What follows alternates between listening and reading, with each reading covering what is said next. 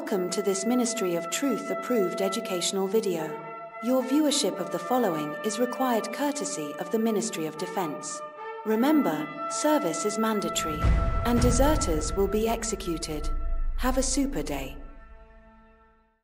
I saw this game review for Helldivers 2, and I'm not sure why, but this is the first image that popped up in my brain. That's pretty much it. Welcome to the front lines, Helldivers. I'm Modin of the SES Fista Family Values, and it is time to get fisted. I volunteered without hesitation, without mercy, to be your super instructor for this video. Helldivers 2 is a game that is all about teamwork. You and 3 fellow freedom-loving soldiers spreading managed democracy across the galaxy, one bullet and orbital bombardment at a time. Unless, of course, you're in a public lobby with random players, in which case it's about accidental war crimes, calling in an Eagle airstrike directly on your squad, and somehow limping to the extraction while everyone's bleeding out. And now for something completely different.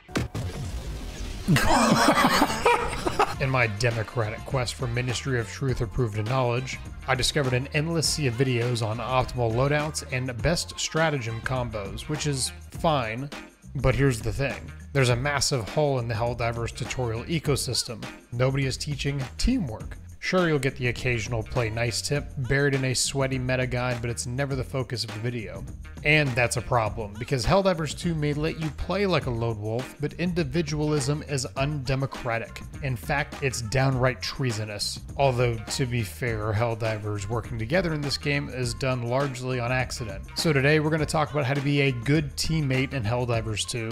Not perfect, not sweaty Steve with a 98% mission success rate, just someone who doesn't make me question my will to serve Super Earth. And because most of you all are probably playing with randoms, bless your chaotic freedom-loving souls, these tips are about becoming a hell-diving chameleon, someone who can sort of fit into any squad without dragging the mission down. Alright, let's see here. Read intro democratically, blah blah blah. Okay. Oh, there's a note here that mentions subscribing to Modin, and those who refuse get sent to Freedom Camp. Oh, how neat. Freedom Camp sounds really nice. My cousin got sent to one in well, actually, we haven't heard from him in a while, but you know, I'm sure it's probably fine. Attention Helldivers, I have just received a quick transmission from Super Earth Command. Apparently not all battles are fought with lasers and orbital strikes. Some are fought with frames per second, which is why I've partnered with Apex Gaming PCs, who is right now running a massive giveaway for a $5,000 Apex Extreme rig until the end of August. It's free to enter, and honestly, it'll run Helldivers 2 smoother than Democracy itself. If you're looking for a new PC, they've also got their Bronze Streamer and Streamer Plus builds, perfect for anyone from casual Helldivers to full-blown propagandists. Check out the link in the description, and maybe you'll be the one walking away with a rig powerful enough to spread liberty at 240 frames a second. Request approved. Reinforcements on the way. Let's start off with a simple one, but one that I still experience some issues with: reinforcing. Now, I know that may be strange, but I swear there is a quote-unquote polite way to reinforce, and one that will set your team up to have a better success, especially in difficulty 10 missions. Picture this, okay? You and your team are split into 2 pairs of 2, which I would say is fairly common in the game. One Helldiver makes the ultimate democratic sacrifice. Who should reinforce him with another democratic, freedom-loving soul? If your answer is anything other than this guy, you're wrong. The general guidelines for reinforcements can be boiled down to basically one simple rule: he who is closest to the dead does the reinforcing. So jump back into our scenario. Since this guy is the closest, he is supposed to do the reinforcing.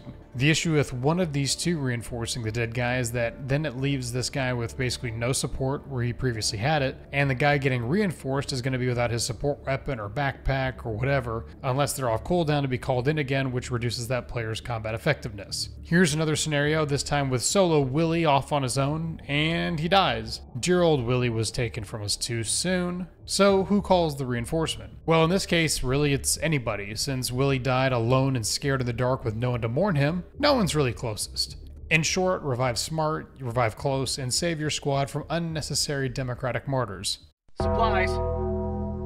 Resupplies are the lifeblood to the war effort. You call a resupply to get some ammo or Super Earth approved, totally non-addictive stems. When you call in a resupply, try and just do it around teammates. When I'm being a solo Willy, instead of calling a resupply just for me, I try and find some ammo at a minor point of interest. That way my teammates who are more grouped up can use the resupply instead. Or if my entire squad is fairly spread out, I try and tell my teammates that I want a resupply. I'm usually ignored. So then I make my way to my closest teammate before using the resupply. So just don't be a dummy.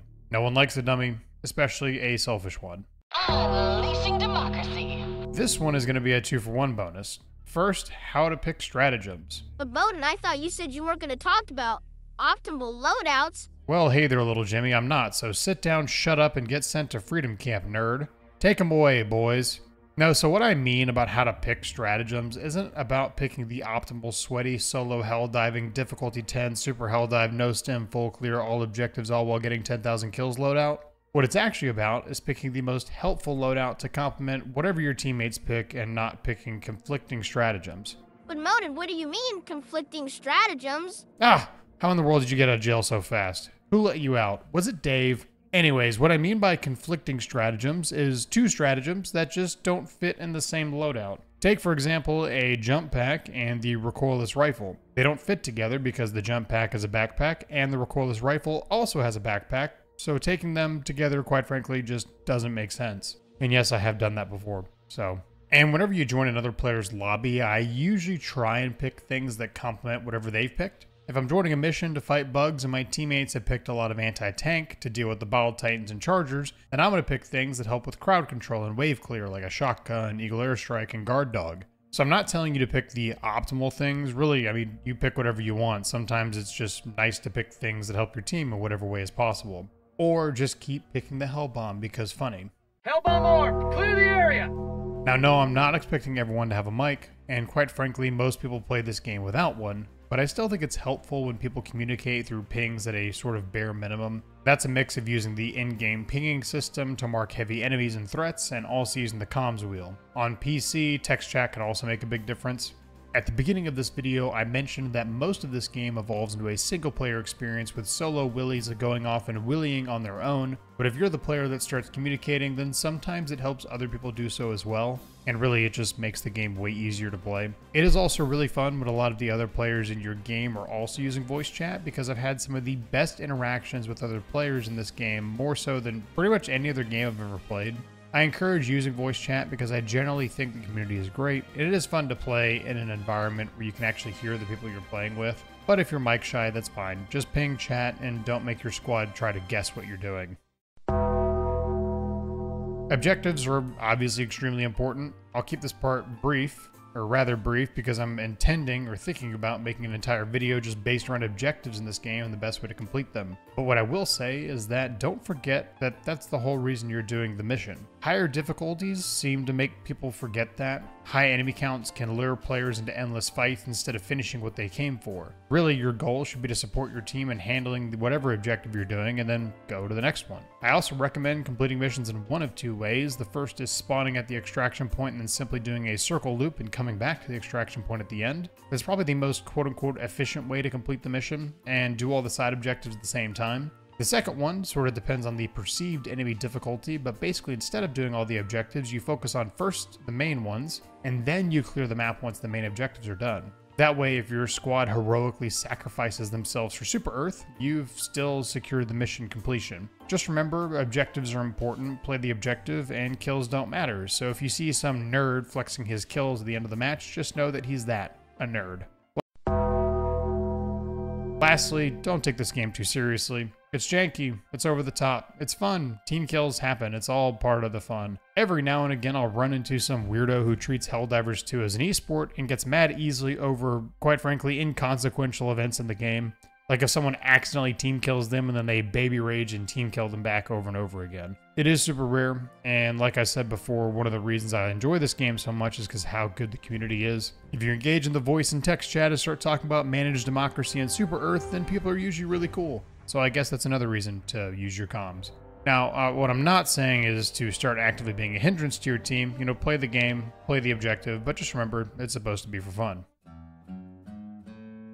So that about wraps things up. I know a lot of these tips are fairly bare minimum and basic, especially if you've played this game for more than 100 hours, but I think it's important to get a reminder every now and again what it means to be a good teammate, beyond just being a level 150 that dominates everything all the time. I don't know why, but one of my favorite things to do in this game is to go into difficulty 3 and 4 missions and help sort of lower level new players complete them. It's also really fun because I remember what it was like to experience this game for the first time, and to be a part of someone's first experience in Helldivers is really rewarding. But thanks again, guys. I really hope you all enjoyed the video. I'm making a whole lot more Helldivers 2 content, so if you guys enjoyed it, please drop a like, please subscribe, and I will see you guys in the next video. Bye!